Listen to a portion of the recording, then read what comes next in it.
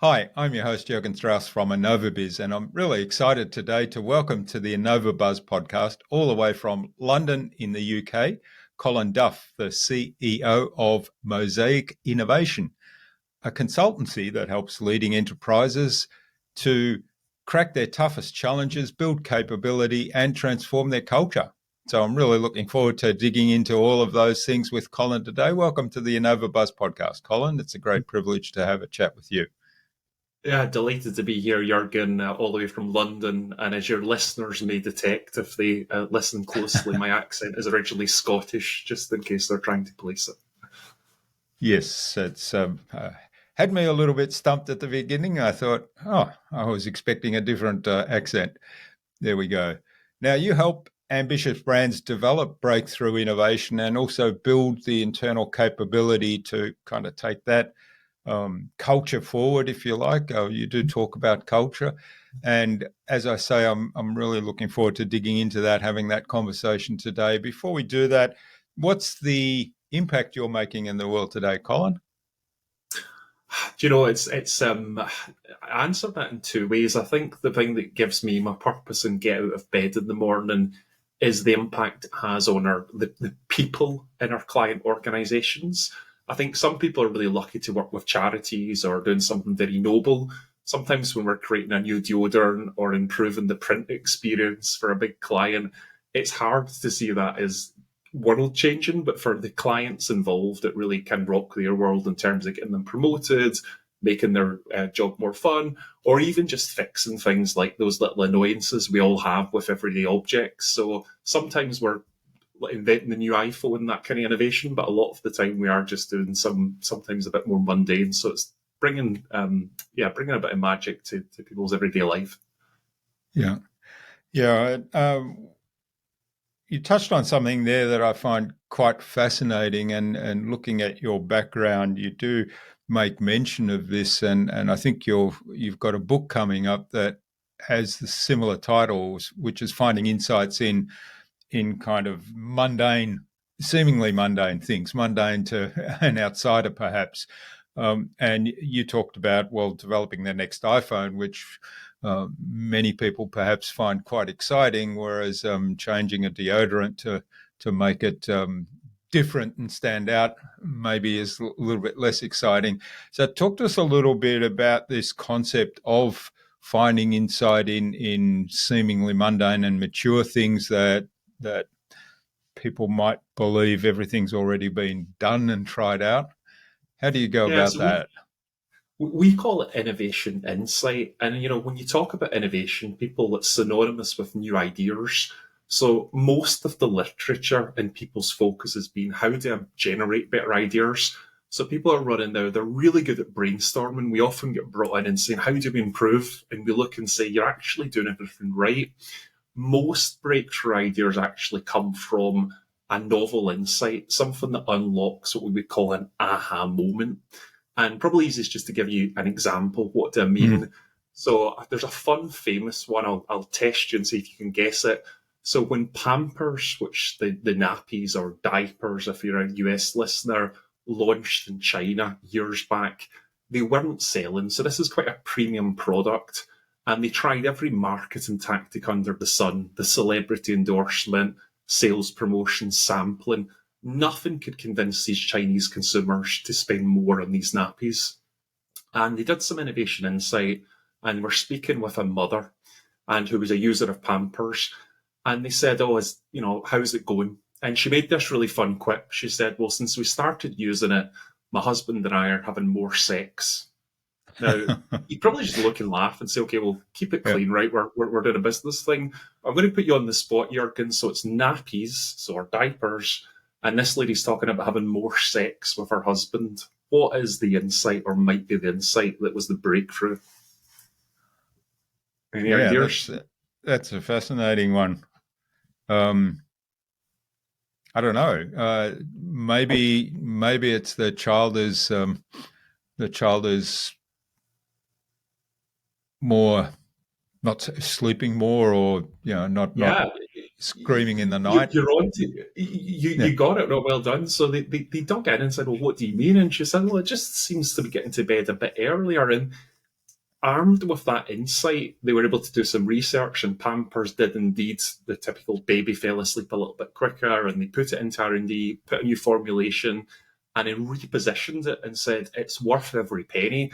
You know, if there are any parent out there, you'd happily pay a huge premium to get 20 more minutes a night.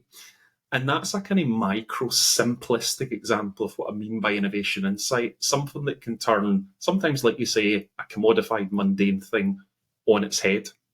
And there's a Mm. series of techniques where anyone can find these innovation insights. You don't need to be a professional researcher.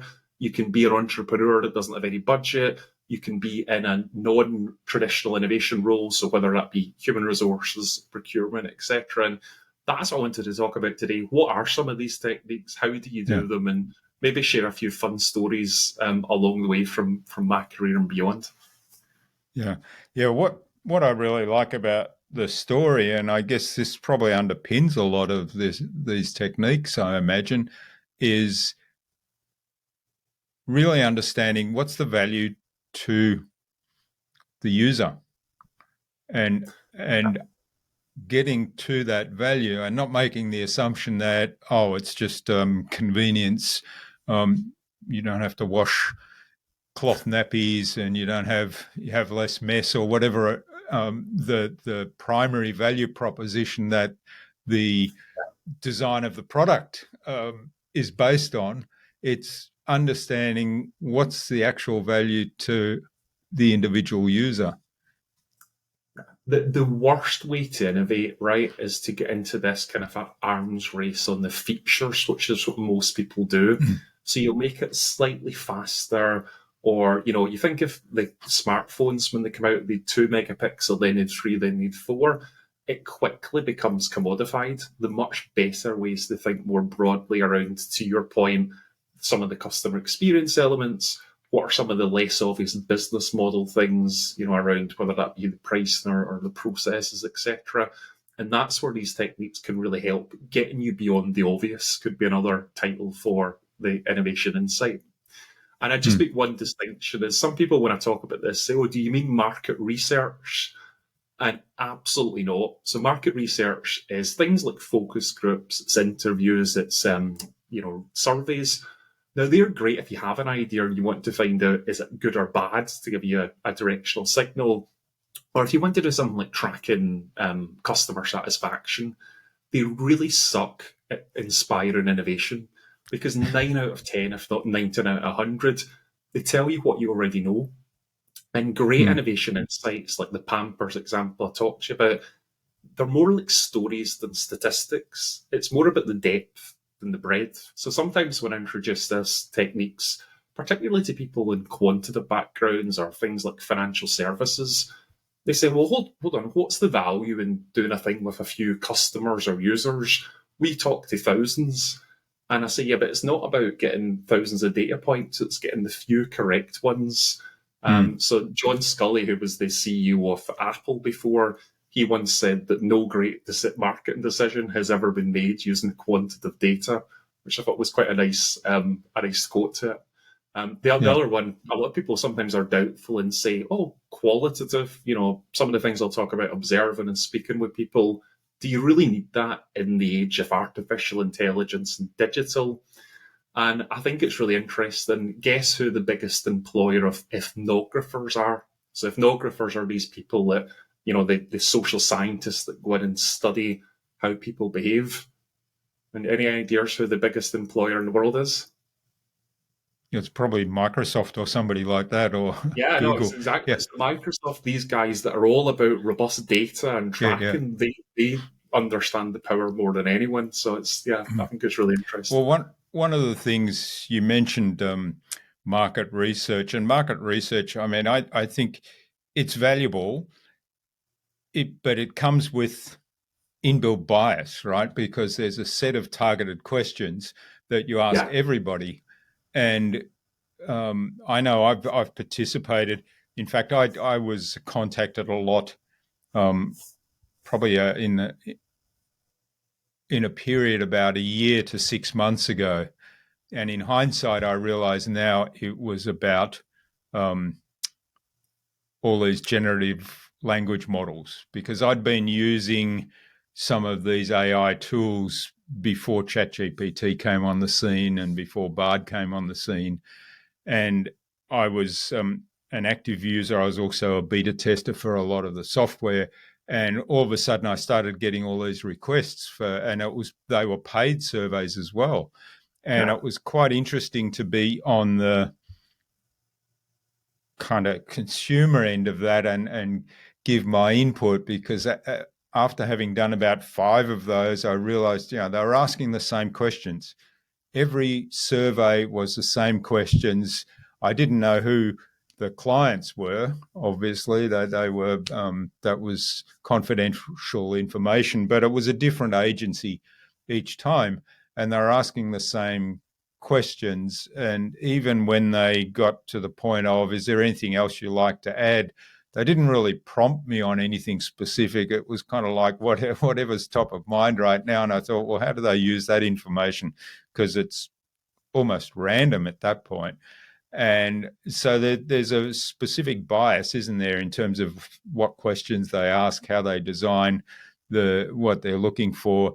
And yet the other approach, what you're talking about, is just having a chat to me, how are you using these things? And then depending on what I'm answering, say, oh, tell me more about that. I'm really intrigued to find out why you think that way or why you're using it that way. We specialise specifically in this innovation insight, and I've been doing it for 20 years. And for the last 15 years, I've never been in a research setting in terms of, the looking behind the mirror. I did this at the start of my career and never really got why it didn't work, but it was just so sterile. And, my top technique, right? It's a bit like if you want to learn about animals, going to the zoo, yeah, it's interesting, you'll see stuff. But imagine go out in the wild, you'll get 10x, if not 100x more, right? And that's it, it's really important to observe people doing real things. So I'll give you like a really simple example. Years ago, Honda, who make the generators, when you go camping or you're out and about to provide power, they said, we want to innovate and we probably want an app. It was at that time when the solution was the app, but no one quite knew the problem. So he said, oh, great, right, we'll go and do some of this innovation insight stuff. And I remember the first day I met this lady and she had a candy floss stand at a fairground. So I accompanied her and hefting the generator into the car. She takes it out. It was in the middle of English summer, which meant it was raining. Right. So, and she's got to lug this huge big machine over this sodden grass and it's sticking in and getting caught. And I said to her, like, why did you not buy one with better wheels? The wheels are so small. And she said, oh, they didn't have any. And I thought, well, that's quite odd. I'll go to the store myself. And true enough, it wasn't just this store. All of the generators had these little tiny wheels. And no one had ever thought, because when you're in a focus group, it's not always front of mind. But seeing it, that was the big innovation. Firstly, make them bigger, and secondly, make them motorized for these small generators. And that spiked sales more than any of the other, cooler, sexier app, all that stuff. And I could give you dozens and dozens of these examples. And it's really important, if you want to do this innovation insight, you need to go along people when they're thinking about purchasing, when they're using a product, and even after it as well, or at renewal. I'll give you one other quick short story, if you don't mind. We were doing a project for a company that makes canned fish, about as unglamorous as it gets, right? How are you going to innovate? And I said, look, it's probably going to be a bunch of new flavors, and maybe there's going to be some new formats, right? Different types of fish. Great. So I went along and said to this lady, can you make me lunch using the product? She makes lunch, completely uneventful, right? Fish is lovely. Do you have any ideas? I'm interviewing her as well. How could we improve this? Oh, I don't know, have more flavors, make it bigger, make it cheaper. So I said to her, after the lunch, she goes over to the sink and starts scrubbing her hands really furiously. And she's got these lovely painted nails. And I'm like, what are you doing? She says, oh, we're trying to get rid of that horrible fishy smell, right? And the big innovation for them was, could you drain the tuna before it goes in the can? And that's what they did. And they got a sales uplift of like 25% from draining it, right? So not what they expected. Now, I know some of these are a lot of consumer goods, but we've done this in printing and so often. So my biggest tip is, and so few people do it, you need to, as I say, get out in the wild. There's a famous saying called mojito, and it means nothing important happens in the office. But the amount of big clients I see, and I say, when was the last time you met a customer?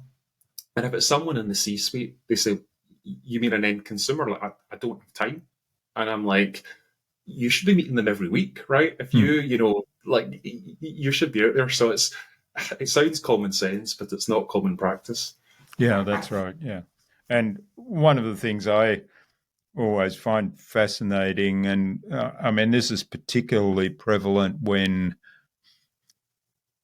you find yourself, or when I find myself in a position of needing support from a company, or needing to lodge a complaint with a company, or needing to ask questions to get support. And I find it so difficult. And I always wonder, has this been designed to be so difficult? Because sometimes I have this feeling like somebody really went out of their way to design this to make it difficult. Or Oh, is it just a case of that whoever was responsible for the design of this thing and the maintenance of this thing has never actually used it themselves?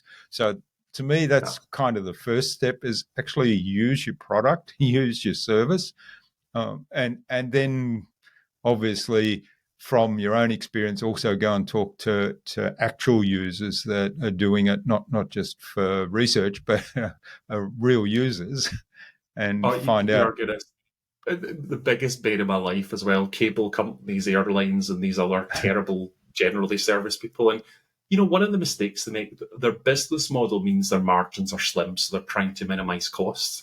So Hmm. they'll do things like, we're going to direct everyone online.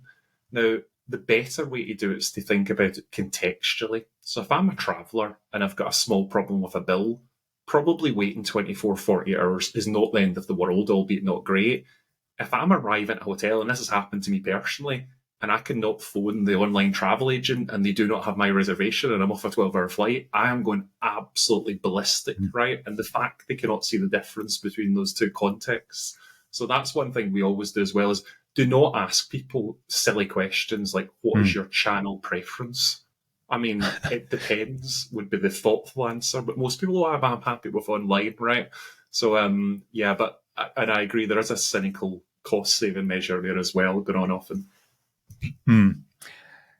Well, I touched earlier on the generative language models and the tools that we have today, and you said something earlier that I thought we're going back to that kind of culture again. It's we've come through this. There's an app for that time, and Yeah, now I'm actually subscribed to a newsletter that's called this. There's an AI for that. So I think it yeah. it kind of highlighted for me, hey, we're going into this culture now that you want to innovate, build an AI for whatever it is that you serve. Now, I guess the the idea, I mean, there's lots of tools around now that are being developed that are absolutely awesome. And they also give you the ability to kind of run thought experiments in a way. And to me, that's a valuable tool if applied correctly to innovation. But at the same time, there's also the risk there that you actually move away from what we've been talking about, which is talking to people who are actual users and digging deeper on those insights. So, how do you see businesses making use of these new tools, but at the same time not losing that human connection, if you like, which is something I'm very passionate about, not losing touch with what are the users really seeing, what's their experience, and in context as well. No, it's a great question. Well, I think about it. If you think about the innovation process, it's quite simple. And we talk usually about design thinking, which means putting the user or human at the Hmm. center of things. And in the early stage, we'd be very expansive. And the more ideas, the better, right? There is a lot of science that shows you're much more likely to innovate from many ideas than few. That's why people like Edison, who had 1,000 patents, he said, Hmm. I'm not any better at ideation, I'm just more prolific. So if you can bring on these tools that are going to augment that process, fantastic. But if you're relying on even the smartest models, and we've seen it throughout history, most recently with some of the 2008 financial scandals, remember all those mortgage models that everyone was Hmm. so certain of that would work and they went haywire? It's Mike Tyson said, everybody has a plan until they get punched in the face. Yeah. So you need to blend those thought experiments, which are great, with the kind of real world experiments, and that in business called lean experimentation. And it's almost like I'd characterize the book smart versus the street smart, because in those thought experiments, the biggest mistake we see is people think of people behave very rationally. So, like Mr. Spock from Star Trek, right? It's all very logical. Most people are much more like Homer Simpson, and you need to actually design them for them as impossible until you meet them. And I've got so many examples of where that's happened. I mean, I guess a simple one. I used to work in an energy company at the start of my career. Everyone will tell you they buy green energy because it's the right thing to do. No one would pay extra for it when it Hmm. came to reality. Similarly, actually, for paying for elderly care for their parents. In the UK, everyone would say they would, but actually, when it came to it, people were quite stingy on it. So there's all these. You only figure this out by doing real experiments, and it's never been easier to run these real experiments. So you might have heard digitally. We use the term smoke test. So we'll often, when a client has a great new idea they're certain about, we'll say to them, look, give us a few thousand. We'll do some social or online advertising, drive people to a web page, and just see how many people click on the button to find out more or to sign up. Now, sometimes that button doesn't even work. We call it a fake door. And when they Hmm. click, we just say something like, oh, this isn't quite ready yet. Or, give us your card details and we'll follow up with you. But very often, in fact, over half of those experiments, they never work. The product actually never gets built. So Yeah. the greatest uncertainty in innovation is not can we build it. So historically, people think about technology is do people want it? And no Hmm. thought experiment and no amount of Excel modeling can prove, how irrational people behave, I guess. Yeah. Yeah. Well, that's a great example of the lean startup principle in action, isn't it? It's sort of test the idea first before you even build it. Yeah, and I love there's a great one, Zappos, which is a huge the Hmm. biggest shoe selling site in the US is now owned by Amazon. And what he started by doing back in, I think, the late 90s was thinking, what's the biggest uncertainty about this business? And he's thinking, it's will people buy shoes online? Now it seems common sense, but remember, Hmm. you couldn't try them on. It's like, Hmm. are they trustworthy? So he set up a website, and for his fulfillment, he had no factory, no automation. When an order came through, he literally went to the shoe store, bought them, went to the post office and posted them, because it wasn't about building a scale of business, it was about learning. And Yeah. that's in the early stages of innovation. The focus is in learning. Yet when we work with clients, the question we always get asked a few weeks in, certainly a few months in, how many have you sold? It's harder to say, but we've learned so much in these learning Hmm. cycles. It sounds like kind of BS, frankly, for consultancies, but it is really important to invest that time in figuring things out, iterating, pivoting, etc. Hmm.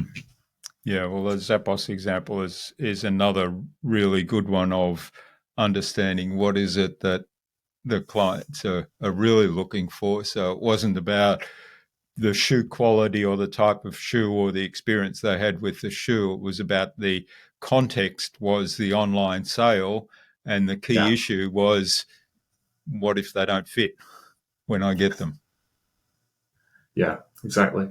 which they solved by having this, no questions asked return policy. I think, right? That was the big differentiator then. Yeah, so it was free return, which meant people started ordering 5 pairs rather than one, and actually keeping a lot more than they would imagine, and just legendary service. So they're a real masterclass in customer experience. And what they did, so many things. They said to people after you joined, I think at the end of your first month, we're going to pay you a lot of something like $5,000 to leave. We're going to bribe you because we only want people that really, really want to be here, right? And that, lots of things are done. All the executives started on the phone, so they experienced firsthand. I wish more companies would do that, because a lot of executives I meet, I think it's been a long time since you've been on a shop floor, or a long time since you've met a customer. Hmm. Hmm. Yeah. All right. Well, I mean, on that, you one of the one of the things that it raises with me, people engage your services.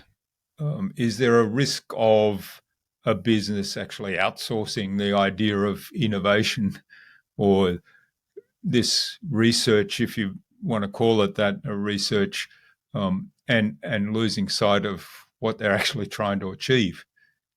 Yeah, no, it's a great question, and I couldn't agree more. So the traditional market research, the kind of commodified surveys and stuff, no, because it is just get at and you get the survey back. With this stuff, our approach is always client on team. So I'll literally be taking people with me side by side, usually just two of us, otherwise people get intimidated when I go Mm-hmm. into people's homes or when we're observing them at work. And I'll ask for people at all levels. So sometimes you'll get the senior executive and they say, okay, we'll do the project and come back with the insights or recommendations. And we say, well, if you've not had a first-hand visceral experience, you're not going to connect with it in the same way. And the other big difference in doing great innovation insight, with traditional market research, you do all the insight and then you write the report and you say, this is the insight. With innovation insight, you bring all the interesting data points. So a data point, an example would be from Pampers, this lady saying, I'm having a lot more sex. And you collectively, with the client in the room, say, what do you think that means? And you might sometimes have different interpretations, and that's good because what we're looking at now is not robustness. This is not quantitative market sizing. We're looking for inspiration, and that's where you get to, you can agree, you can disagree, but we're looking for stuff that's going to lead to novel and new ideas. So that's the essence of innovation insight is come back and share lots of interesting anecdotes and stories. They might go nowhere, but they'll certainly trigger those interesting conversations. Hmm. Well, one of the things that brings up is the idea of here's some insights we've gathered. So let's say you take me out to talk to some of my customers.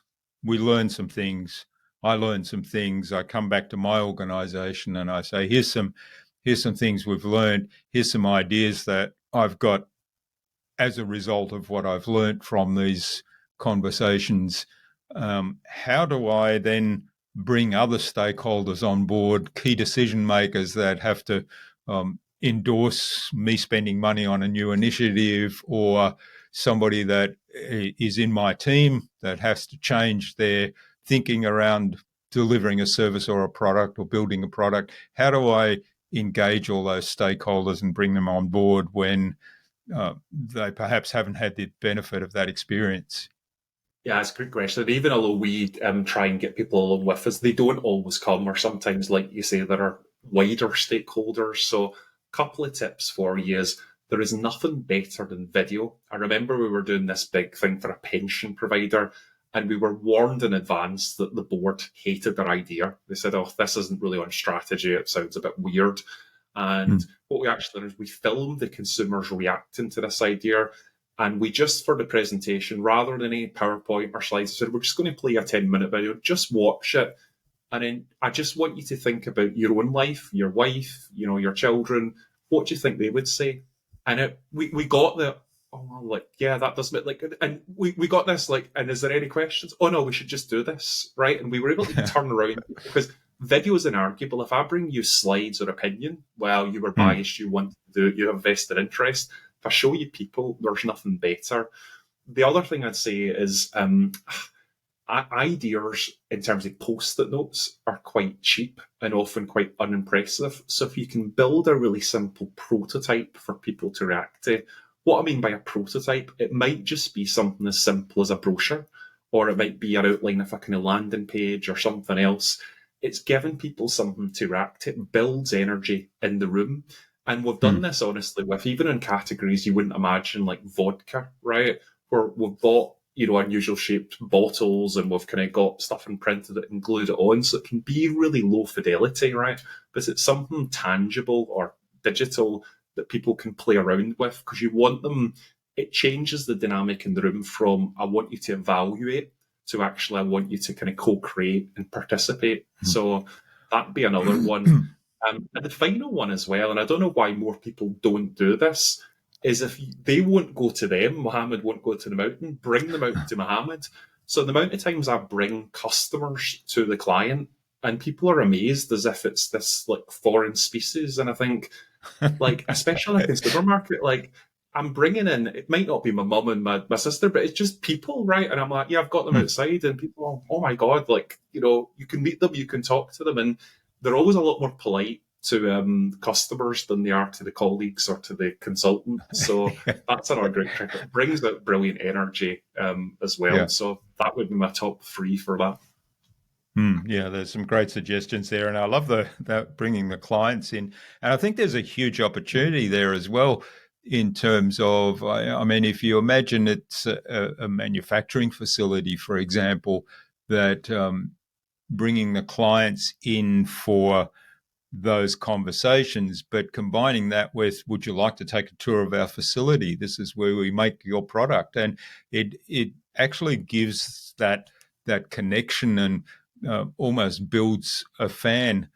And also, um, if they're good customers, the people that come along to those kind of interviews or whatever you're calling the session where they provide insights, they're the people that are likely to ask a lot of clever questions about why do you do it that way, and prompt some thinking around the internal processes as well that a business is prepared to reveal.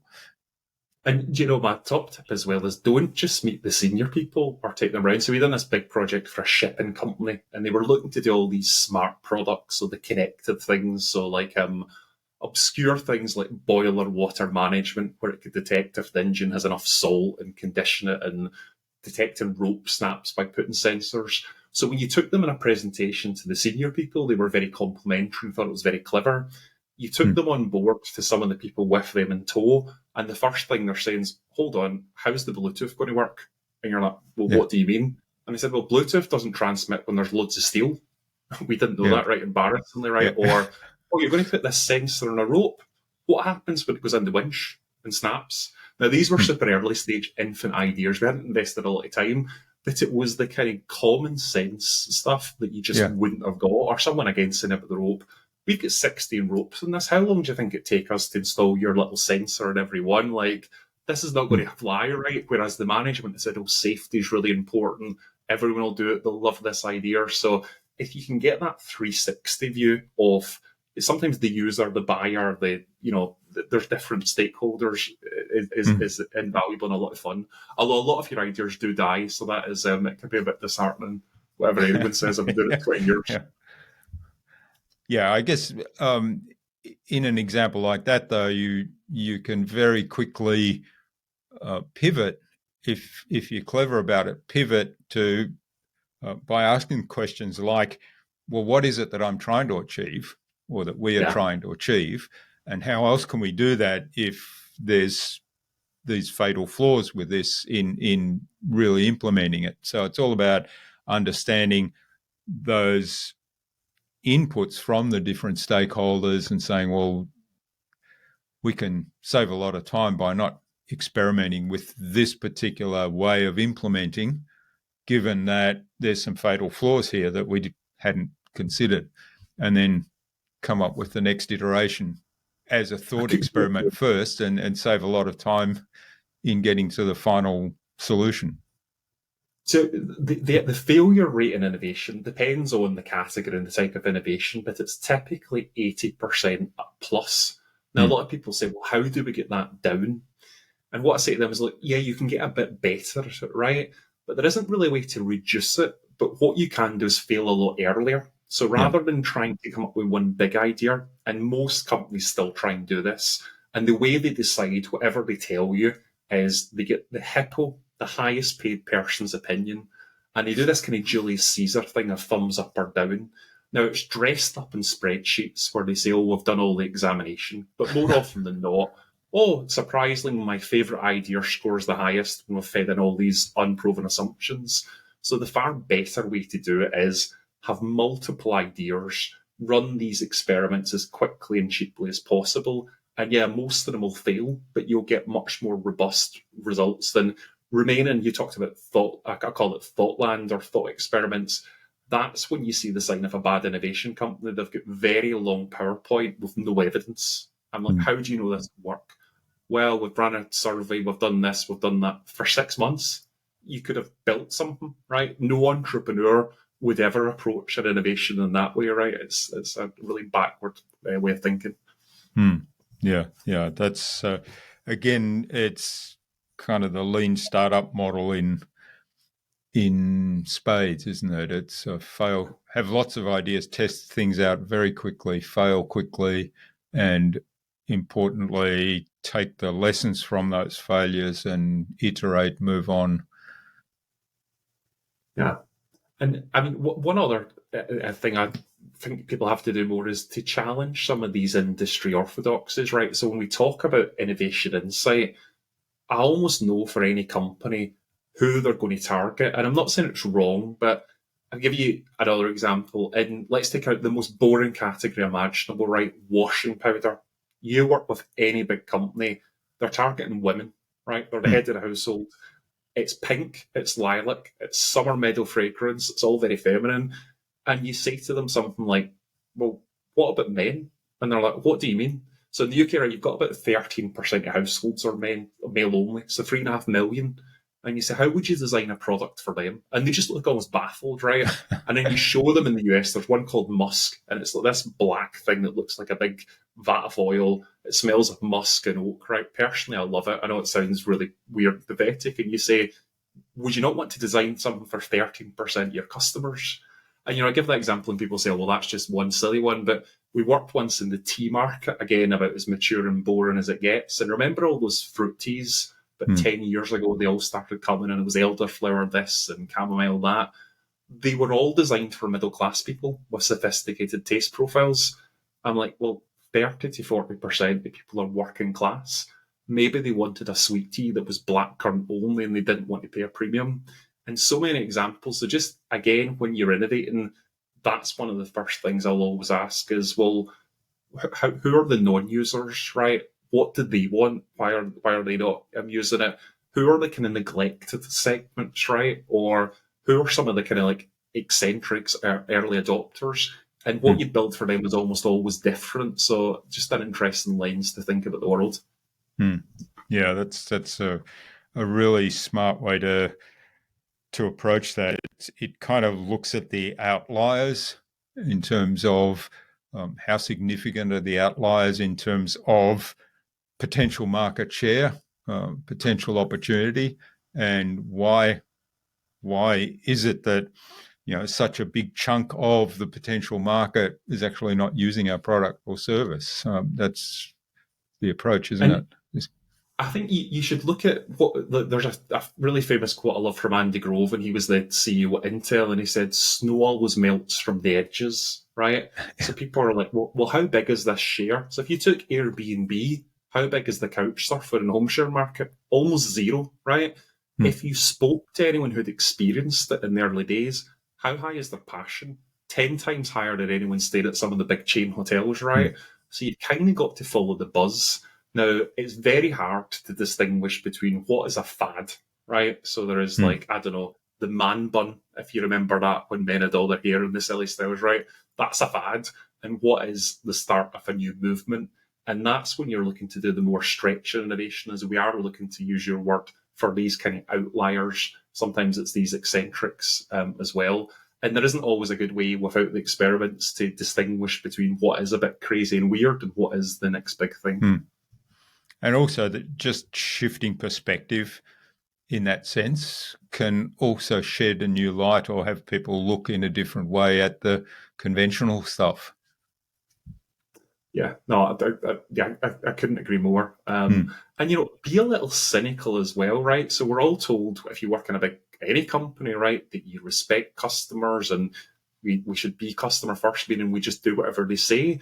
But a lot of the time, there are so many what's called cognitive biases, and I absolutely love these. So, one of them, as an example, was social desirability bias, and that just means we want people to think well of us.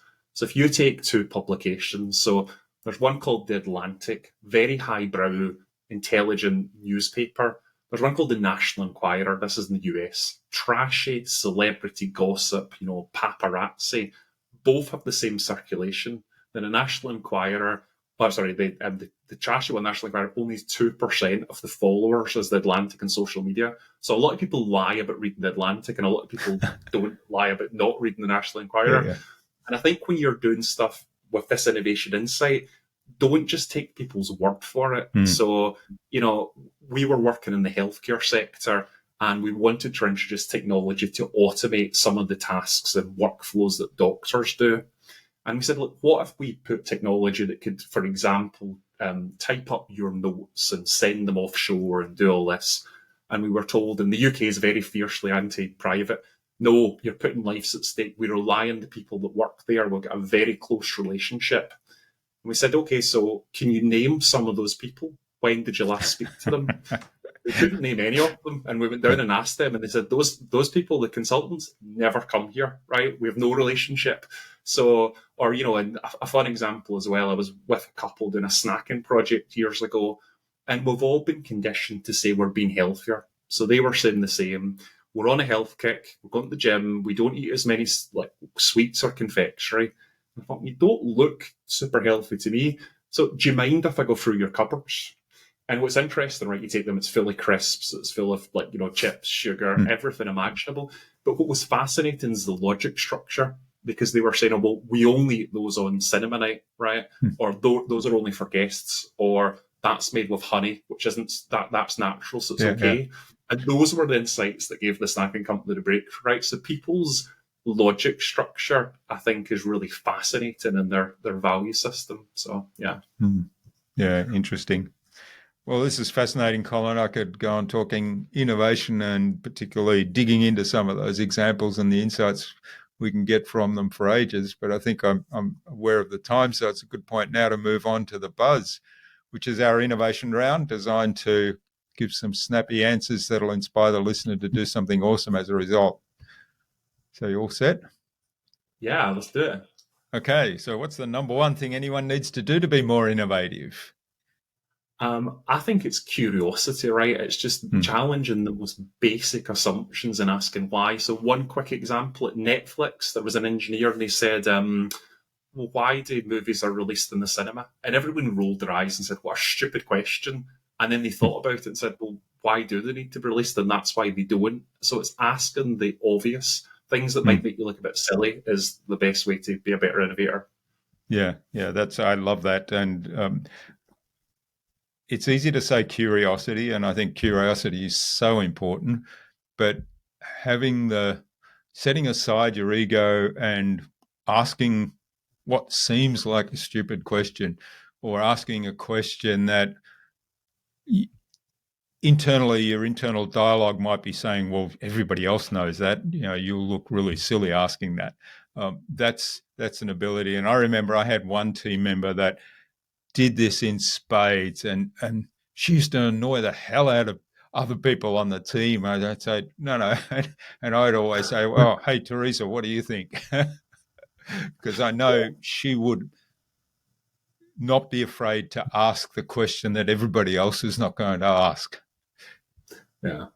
And it's, on a corollary or related point, team diversity is so important. And I see some people saying, well, we are diverse, right? We've got every ethnicity.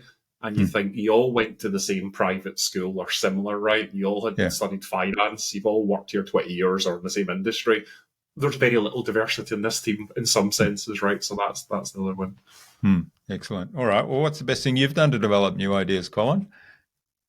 The best thing I've done to develop new ideas? Oh, it's a tough one. I think probably it's...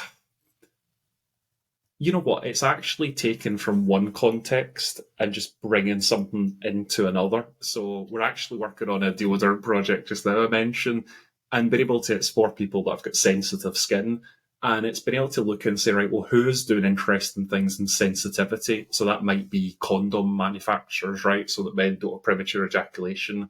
It might be, there's some interesting things on the scalp. And it's looking at speaking to those people from adjacent categories or different areas and saying, how have you solved this problem? And then seeing what we can apply from an R&D perspective. So we're working with scientists, but also from a marketing perspective as well, and even things like the packaging, and really just trying to change the way. So very often, there's a really interesting example. There was a mine, and they were struggling to extract some of the iron ore because it was such a complex series of bends and stuff. So they spoke to a roller coaster maker and said, right, how do we get this stuff out? So the problem's almost always been solved. It just might be in a different context. Different context, and yeah. it's sometimes called like a associative thinking or diagonal thinking. So bring someone from one realm and get them into your area. And it fits so well with the idea of diversity, isn't it? So it's kind of diversity of context in some ways.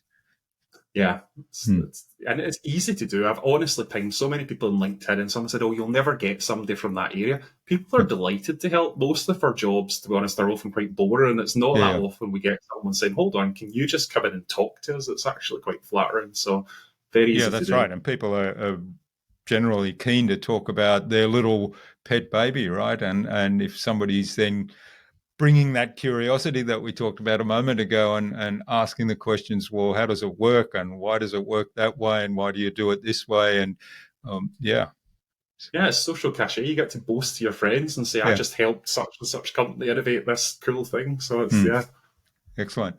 All right. Well, do you have a favorite resource you use most often? So many. I'm just trying to think what the best for innovation that isn't obvious is. I think, there's one called, a bit boring, but Toolbox. And what I love about that is, as the name implies, it was originally a pun. It started as a joke by a friend of mine. They've got all of these toolkits for areas like innovation, service design, problem solving, all pre-packaged in PowerPoint or PDF format. So often you read something and think that's great and you forget, or how do you use it? This site can download stuff and you can run with it in a meeting the next day. So that's a plug for, they're a great site. Oh, okay. Well, I'll have to check that out. We'll have a link to that in the show notes, of course. Sounds fascinating. Now, we did touch on this a little bit in our conversation. It's kind of getting stakeholders on board for new ideas. But what's the best way, once you get underway with an initiative, what's the best way to keep the client on track? Oh, that's a big question. We probably did another podcast for it. But I'm a firm believer, and we've talked about the lean startup several times, and he said, I think something to paraphrase, like only the fastest survive. So I think you need to actually impose budgetary and time deadlines, because if you are a startup, which is essentially what you are when you're trying to innovate, you shouldn't have 6 months or a year just to play around. You should be saying, right, we want stage appropriate progress on the proposition, so the customer side, on the money side, and on the capability side, and saying, look, give us a month, a kind of what we might call a sprint, and this is what we'll deliver. So in the first instance, we might say we've got some good qualitative feedback, and maybe we've got some size of the prize, top line, back of the fact packet numbers, and a little sketch of the solution, right? Or spoke to a scientist or whatever. But then at the end of month 2, what is the next series of actual progress? And I'm not talking about let's build fantasy plans in Excel, which is what most people do. I'm talking about, can you show progress? And if you can't, the funding should stop. And it's really painful, but you need to put a rocket under people. If you work in a big organization, I guarantee it's always, well, give us 6 months, and we maybe need 6 more, and things just go on too long. So speed is the innovator's friend, and scarcity.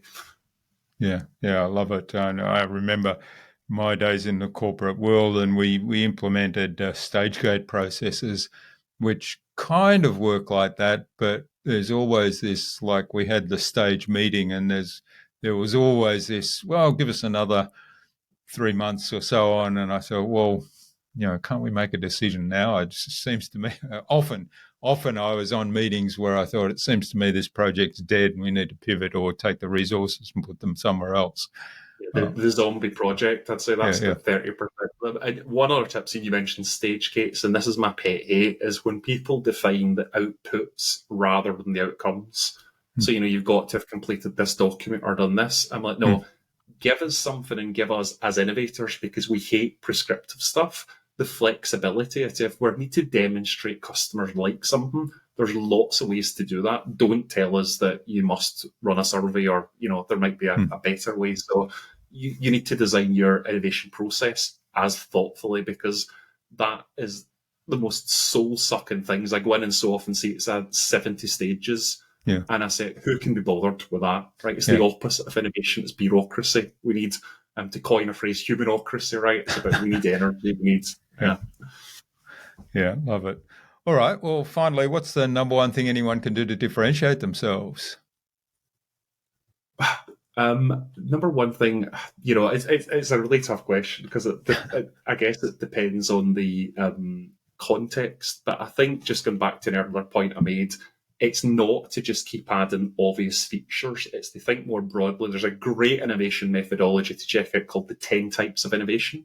And it gives you 10 different levers for innovation, and there's 100 tactics underneath. So if you're looking for it, the idea is that the more of those types and tactics they use, the more defensible and differentiated your offering will be. So it's not often when I say innovation, people jump to thinking about what can we do about process, right? Or what can we do about channel? Is your business direct? Can it go indirect, right? Is it online? Can it go offline? Like, those are just so many ways, and you get this wonderful set of playing cards. So get a set of those playing cards, deal yourself a hand, and I guarantee you'll have some interesting ideas. I don't guarantee they'll be good, but they'll certainly be novel. Yeah. Yes, I love those tools that that really get you thinking along those different prompts or different areas. Yeah.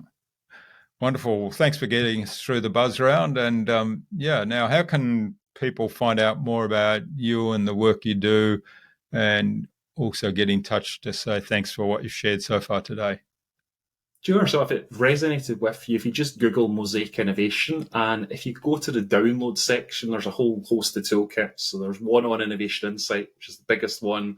There is one on creativity and lean startup. So if you want to get more stuff, and it's all stuff that you can actually apply yourself, or if you want to get in touch with us, great. But yeah, we tried to make it actionable and open source it.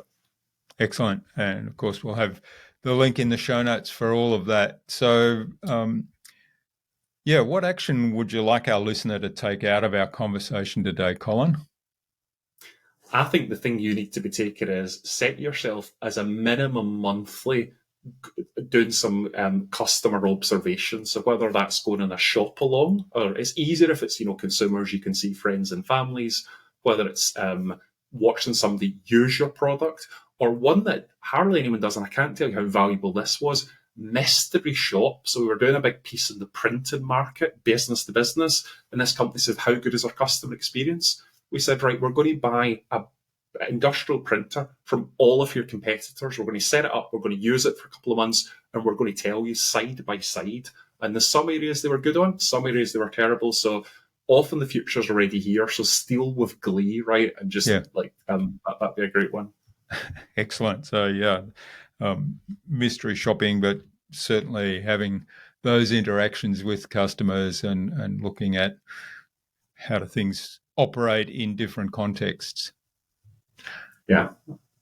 So thanks so much for your time and your insights, Colin. Oh, it's been a pleasure, Jürgen. I've really enjoyed our conversation today. Could have gone on for ages, and as you said, there are a couple of points there where it's probably a whole episode on that question alone. So thanks again, and maybe we'll have another chat in a little while. Yeah, I'd love that. Thanks, Jürgen.